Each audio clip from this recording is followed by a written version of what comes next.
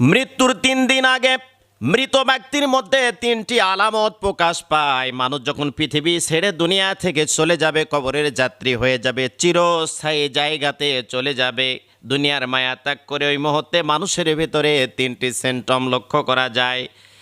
1 নম্বরে হলো খাবার দাবার বন্ধ হয়ে যায়, পরিবর্তন হয়ে যায়। আগে কত খাবার খেত, অনেক খাবার খেত, মুখে অনেক রুচি ছিল, কিন্তু দেখা যায় মৃত্যুর আগ মুহূর্তে এসে মানুষটা যখন বুঝতে পারে আমি আর দুনিয়াতে বেঁচে থাকবো না, আস্তে আস্তে করে তার খাবারটা সংকীর্ণ হয়ে আসে। 2 নম্বরে মানুষের কথার ভিতরে ভিন্নতা দেখা যায়। আগে জুড়ে কথা বলতো, দাপট দিয়ে কথা বলতো, অহংকার দিয়ে কথা বলতো, অহংকারের সাথে কথা বলতো, কিন্তু মানুষটা দেখছে দুনিয়ার মায়া ত্যাগ করে চলে যাব, মানুষের কথার ভয়েসটা আস্তে আস্তে নর্মাল হতে শুরু করে। এমনটা বলতে থাকে, যদি মা মারা যায় তাহলে বলে বাবা